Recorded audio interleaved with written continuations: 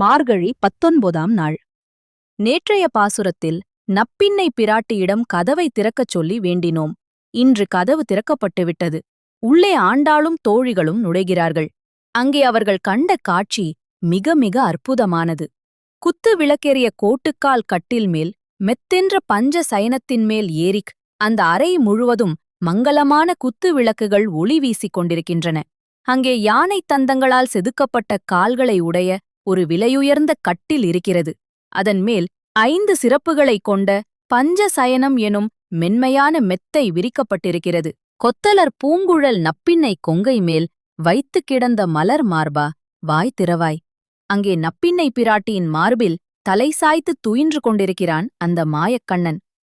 பூக்கள் சூடிய கூந்தலை உடைய நப்பின்னையின் அணைப்பிலிருக்கும் மார்பை உடையவனே, எங்களுக்காக ஒரு வார்த்தையாவது பேச மாட்டாயா கண்ணா என்று கெஞ்சுகிறாள் ஆண்டாள். கண்ணன் பேச ஆரம்பிக்கிறான். ஆனால் நப்பின்னை அவனை பேச விடாமல் தடுத்து தன்னுடனேயே அணைத்துக் கொள்கிறாள். உடனே ஆண்டாள் நப்பின்னை பிராட்டியிடம் பேசத் தொடங்குகிறாள். மைத்தடம் கண்ணினாய், நீ உன் மணாளனை எத்தனை ஏலும் துயில் எழ ஒட்டாய் காண். அழகாக மைத்தீட்டிய கண்களை உடையவளே நப்பின்னையே, நீ உன் கணவனை எங்களுக்காக ஒரு நிமிடம் கூட எழுப்ப விடமாட்டாயா? அவனை நீயே மொத்தமாக சொந்தம் கொண்டாடிக் கொள்கிறாயே என்று செல்லமாக கோபித்துக் கொள்கிறாள் ஆண்டாள். எத்தனை ஏலும் பிரிவாற்ற கில்லாயால் தத்துவமன்று தகவேலோர் எம் பாவாய். ஒரு நொடி பிரிவைக் கூட உன்னால் தாங்கிக் கொள்ள முடியவில்லையா? அவனுக்கும் எங்களுக்கும் இடையே நீ பாலமாக இருக்க வேண்டாமா? அவனை எங்களிடம் இருந்து பிரித்து தனியாக வைத்திருப்பது உன் தர்மத்திற்கு அழதல்ல தாயே. நீயே அவனை எழுப்பி எங்களிடம் அனுப்பி வை என்று வேண்டுகிறாள். இறைவனுக்கும் அடியவர்களுக்கும் இடையே புருஷகாரம், அதாவது பரிந்துரை செய்பவள் மகாலட்சுமி நப்பின்னை.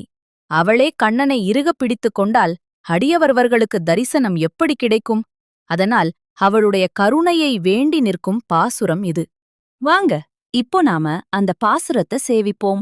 குத்து விளக்கேறிய கோட்டுக்கால் கட்டில் மேல் மெத்தென்ற பஞ்ச சயனத்தின் மேல் ஏறி கொத்தலர் பூங்குழல் நப்பின்னை கொங்கை மேல் வைத்து கிடந்த மலர் மார்பா, வாய் திறவாய்.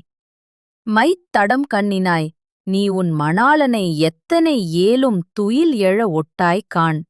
எத்தனை ஏலும் பிரிவாற்ற கில்லாயால் தத்துவம் அன்று தகவேலோர் எம்பாவாய். நாளை 20வது பாசுரம். நப்பின்னைக்கும் கண்ணனுக்கும் இடையே நடக்கும் சுவாரஸ்யமான உரையாடலின் அடுத்த கட்டத்தை பார்ப்போம். மிஸ் பண்ணாம பார்க்க சப்ஸ்கிரைப் பண்ணுங்க.